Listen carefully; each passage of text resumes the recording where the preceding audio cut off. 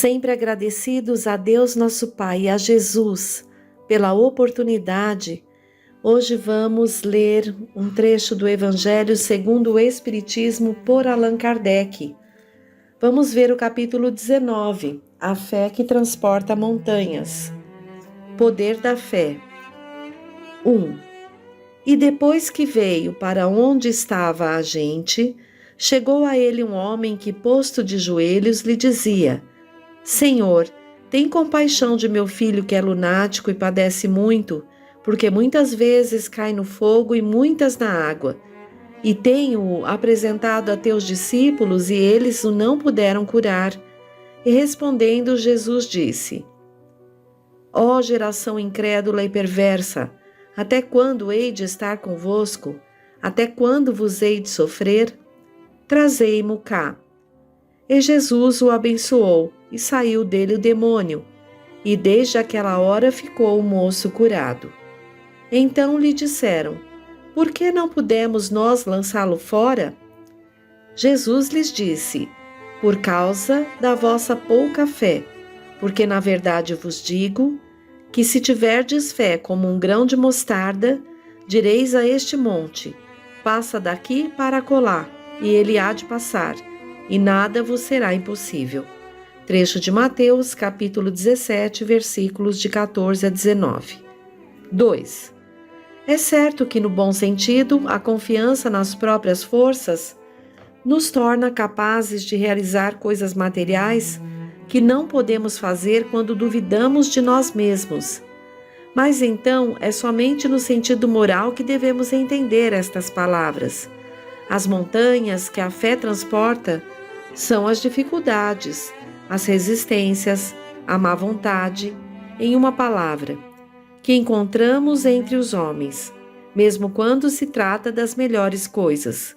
Os preconceitos da rotina, o interesse material, o egoísmo, a cegueira do fanatismo, as paixões orgulhosas são outras tantas montanhas que atravancam o caminho dos que trabalham para o progresso da humanidade.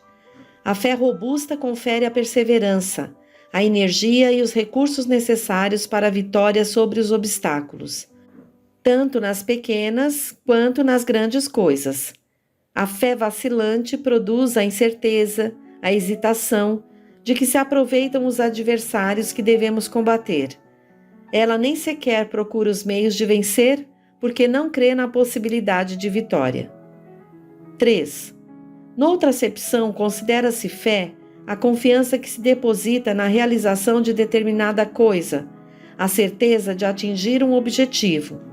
Nesse caso, ela confere uma espécie de lucidez que faz antever pelo pensamento os fins que se tem em vista e os meios de atingi-los, de maneira que aquele que a possui avança, por assim dizer, infalivelmente.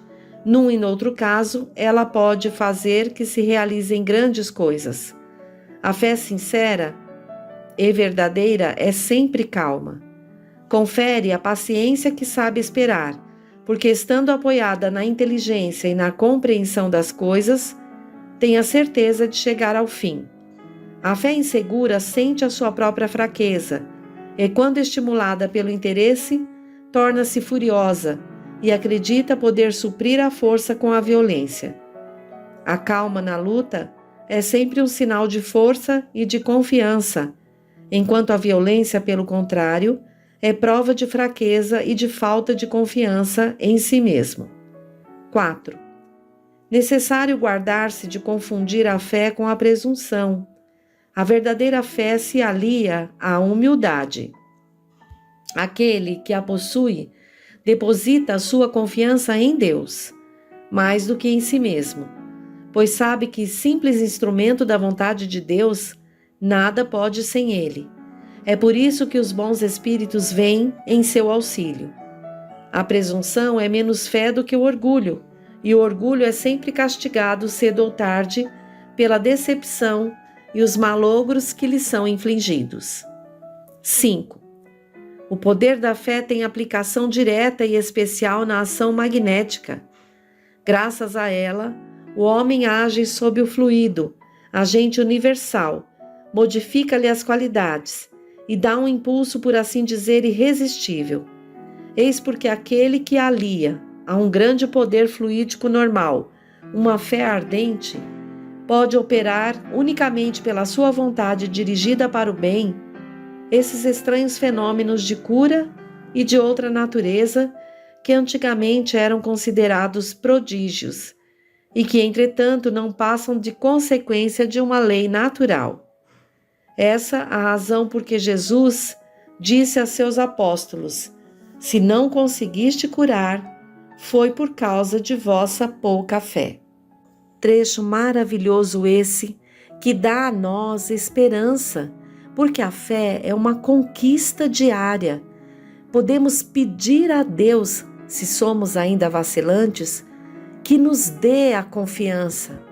Encarnamos para desenvolver essa confiança também.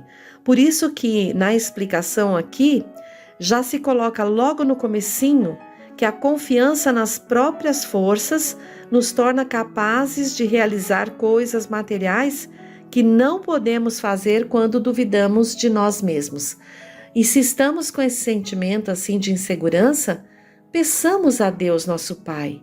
Peçamos sempre: Deus Pai, me dê forças para passar por essa prova. E fazer por onde?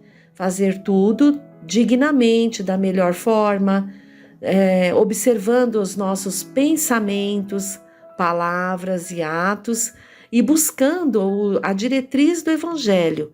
Aos pouquinhos, essa fé vacilante ou essa falta de fé vai se revertendo tudo isso e vamos conseguindo ter confiança, porque na prática começamos a ter uma prática e vamos vendo os resultados dessa prática, dessa busca de confiança acima de tudo em Deus, porque conforme está dizendo aqui, o poder da fé, nós devemos reconhecer que podemos tê-la, mas segundo a vontade de Deus, porque sem Deus não somos nada. Não devemos confiar apenas na fé pessoal, na fé humana, achando que ninguém pode mais do que nós. Isso é falta de humildade. E aí entra o orgulho e a presunção. Outras características difíceis que muitas vezes trazemos, que é muito difícil nos desvencilhar. Por isso, precisamos sempre, humildemente, pedindo a Deus, rogar, para que possamos aprender os ensinamentos do Cristo que o Evangelho nos traz e exercitando, encarnados que estamos, na nossa oportunidade, a termos uma fé em Deus muito mais forte e, em consequência, vamos acreditar em nós mesmos, filhos de Deus, caminhando seguros no caminho que Jesus nos mostrou. Vamos ver o próximo trecho. A fé religiosa, condição da fé inabalável. 6. No seu aspecto religioso, a fé é a crença nos dogmas particulares que constituem as diferentes religiões, e todas elas têm os seus artigos de fé. Nesse sentido, a fé pode ser raciocinada ou cega. A fé cega nada examina, aceitando sem controle o falso e o verdadeiro, e a cada passo se choca com a evidência da razão. Levada ao excesso, produz o fanatismo. Quando a fé se firma no erro, cedo ou tarde desmorona. Aquela que tem a verdade por base é a única que tem o futuro assegurado, porque nada deve temer do progresso do conhecimento, já que o verdadeiro na obscuridade também o é à plena luz. Cada religião pretende estar na posse exclusiva da verdade, mas preconizar a fé cega sobre uma questão de crença é confessar a impotência para demonstrar que se está com a razão. 7. Vulgarmente se diz que a fé não se prescreve, o que leva muitas pessoas a alegarem que não são culpadas de não terem fé. Não há dúvida que a fé não pode ser prescrita, ou, o que é ainda mais justo, não pode ser imposta. Não, a fé não se prescreve, mas se adquire. E não há ninguém que esteja impedido de possuí-la, mesmo entre os mais refratários. Falamos das verdades espirituais fundamentais e não desta ou daquela crença particular. Não é a fé que deve procurar essas pessoas, mas elas que devem procurá-la. E se o fizerem com sinceridade, a encontrarão. Podeis estar certos de que aqueles que dizem, abre aspas, não queríamos nada melhor do que crer, mas não o podemos fazer, fecha aspas. Apenas o dizem com os lábios e não com o coração, pois ao mesmo tempo que o dizem, fecham os ouvidos. As provas, entretanto, abundam ao seu redor. Por que, pois, se recusam a ver? Nuns é indiferença, noutros o medo de serem forçados a mudar de hábitos, e na maior parte, o orgulho que se recusa a reconhecer um poder superior, porque teria de inclinar-se diante dele. Para algumas pessoas, a fé parece, de alguma forma, inata, basta uma faísca para desenvolvê-la. Esta facilidade para assimilar as verdades espíritas é um sinal evidente de progresso anterior. Para outras, ao contrário, é com dificuldade que elas são assimiladas, sinal também evidente de uma natureza em atraso. As primeiras já creram e compreenderam, e trazem ao renascer a intuição do que sabem. Sua educação já foi realizada. As segundas ainda têm tudo para aprender, sua educação está por fazer. Mas ela se fará, e se não puder terminar nesta existência, terminará numa outra. A resistência do incrédulo, convenhamos, quase sempre se deve menos a ele do que à maneira pela qual lhe apresentam as coisas. A fé necessita de uma base, e essa base é a perfeita compreensão daquilo em que se deve crer. Para crer, não basta ver, é necessário, sobretudo, compreender. A fé cega não é mais deste século. É precisamente o dogma da fé cega que hoje em dia produz o maior número de incrédulos, porque ela quer impor-se, exigindo a abdicação de uma das mais preciosas prerrogativas do homem, a que constitui do raciocínio e do livre-arbítrio. É contra essa fé, sobretudo, que se levanta o incrédulo, o que mostra a verdade de que a fé não se impõe.